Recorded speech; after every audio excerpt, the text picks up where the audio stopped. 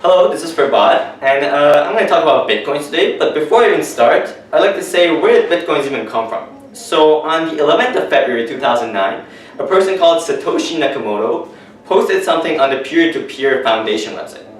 So what this post was about was it was an open source peer-to-peer electronic cash system, which was completely decentralized. Well, the main problem back in the day with electronic cash systems was the lack of accountability between the buyer and the seller. But in this case with Bitcoin, it's all based on crypto proof and not trust. So just think about the possible implications this great invention brings. So this could lead to no banks at all, much easier money transference, and most importantly, this invention could help the unbanked. So who are the unbanked people? So we're talking about the people that for any reason, either they're poor or the bank does not simply give them a bank account. They don't have an account with the bank. So these are called the unbanked. So this is a really amazing invention, yet it has no specific or known inventor. So Satoshi Nakamoto, many believe he's not an actual real person, just a name in the development and the creation of the Bitcoin. His anonymity raised many concerns, but many believe these concerns are mainly linked to the misunderstanding of the open source nature of the Bitcoin. So an open source project don't need or require a creator. They just need a group of developers and consensus. Thank you, Farbod. My name is Dineer. I'll be talking about the technology of Bitcoin. Now, what else runs on a consensus basis? The Bitcoin network. Now, this network is run by computers called miners. These miners solve cryptographic problems as a means of creating and securing the network. Why are they called miners? Well, the Bitcoin economy is actually pretty relatable to the gold economy. So when gold was discovered, the availability was high and its uses were being uncovered. Now, as time passes, what a mine does is it runs out of resources. So same thing with gold. And so the price of gold skyrocketed, as well as what's happening with Bitcoin. So this is why Bitcoin is related to gold. So right now, the inflation rate is constantly making the currency scarce, which is a characteristic all real money needs. So, why mine? Well, there are a lot of incentives. Mining can be very profitable, especially early on, before it gets difficult. So, contributing computing power to generate passive income. Making money while you sleep? That sounds very appealing to me. Also, there are ideological reasons to mine. So, open source enthusiasts, crypto anarchists, and a sense of defiance. So, as the computer power increases, so does the difficulty to compensate for the increasing of the computer power, which then increases the scarcity of the currency, which then later increases the price of the Bitcoin. Thank you, Dineer. Now, one might ask, what makes Bitcoin so special? First of all, Bitcoin is an openly verifiable ledger, which means all transactions are posted online for all to see. Most importantly, it is virtually impossible to post a fake transaction. Now that's real accountability. This is possible because Bitcoin is a permissionless distributed database. What this really means is that there's no authority to ask for permission or to use the Bitcoin client or become a miner, making it permissionless.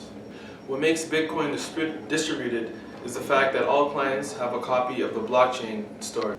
Well, then why don't the miners take over the network? Well, the network is hardened against tampering and revision, even by its own operators. This lack of authority makes it extremely difficult to regulate. Thank you, Shemar. Hello, my name is Michael and I'm here to talk to you about Bitcoin. Well, more specifically, I want to talk to you about future applications, misconceptions, and whatever problems Bitcoin might be facing in the future. Well, firstly, is Bitcoin a commodity or a currency? This is a huge debate among economists, and the fact is, it might be a commodity, it might be a currency.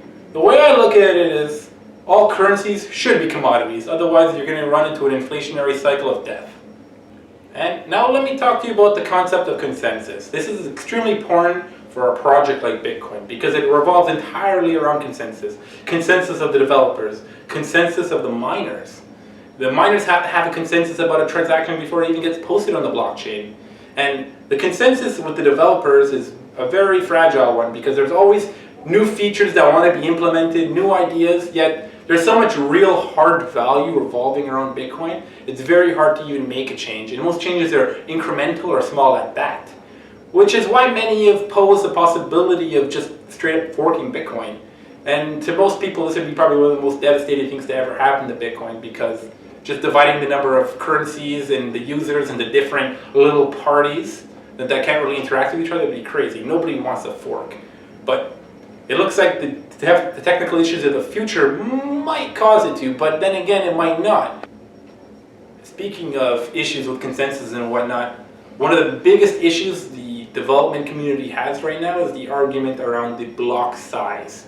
Now, a block size is essentially an amount of transactions waiting for a miner to post onto the blockchain.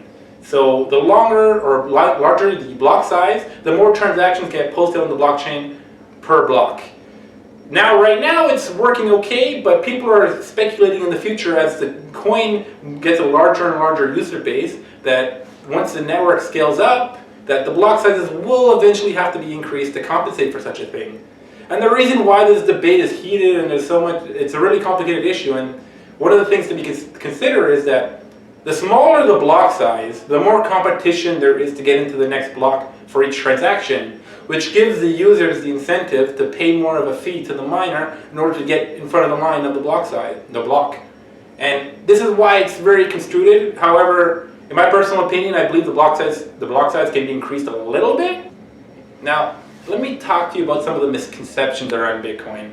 And there's a lot of them. I'm going to only talk about a few of them. One of the biggest misconceptions about Bitcoin is the whole dark web, use it for buying illegal stuff, is totally anonymous, nobody can track you. As we were talking about before earlier in the presentation, Bitcoin is an openly verifiable ledger. So in other words, it's pseudo-anonymous. It's not anonymous, but it's not entirely out there, your identity. So if you take the precautions to make yourself anonymous, then you can be anonymous. But for the regular individual, they're probably not going to be anonymous.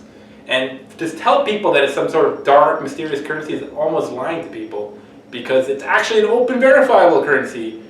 But the people who want to use Bitcoin for malicious ways always have ways to do it. For example, one of the ways to do it is something known as a BitMixer. What a BitMixer is just a service run by some sort of website, shady website at that, that'll take Bitcoins from a bunch of users, cut them up into pieces, swap pieces of all the individuals all around the pool of changing coins, and what happens is everybody ends up with different pieces of different parts of people's different coins.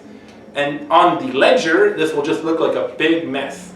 And with all that redundancy, it will be extremely hard to pinpoint what transactions are yours, what are not yours, and if they're legit or not legit. It just makes it very obscure, very hard to see. So it's not anonymous, but it's not out there, it's pseudo-anonymous. In conclusion, I want to talk about the blockchain. And I know we already talked about the blockchain a bit, but I want to put a new light on the blockchain. One way to analogize this whole situation is email is to internet what Bitcoin is to the blockchain. Email was the first app built on the internet, or one of the first apps. Bitcoin was one of the first apps built on the blockchain. You have a ledger that cannot be falsified. Of course, people built money on it first. Now we have more ideas coming out, more things to put on the blockchain. And this is like a blockchain revolution happening right now. One of the biggest up-and-coming ideas right now is the concept of smart contracts. Now a smart contract is a way to put a contract on the blockchain. That way it's verifiable, signed with cryptography, and not only that, it can work off APIs. So if I, for example, make a smart contract with Dineer and make a bet, and I, for example, lose the bet on a sports game, the smart contract can check TSN's API for the game results, and if Dineer won, he will automatically get paid out in Bitcoin or whatever cryptocurrencies used at the time, and boom, the transaction's done, the smart contract's done automatically, cryptographically, and this is just one of the many apps coming out right now. I can't imagine what's coming out in the future.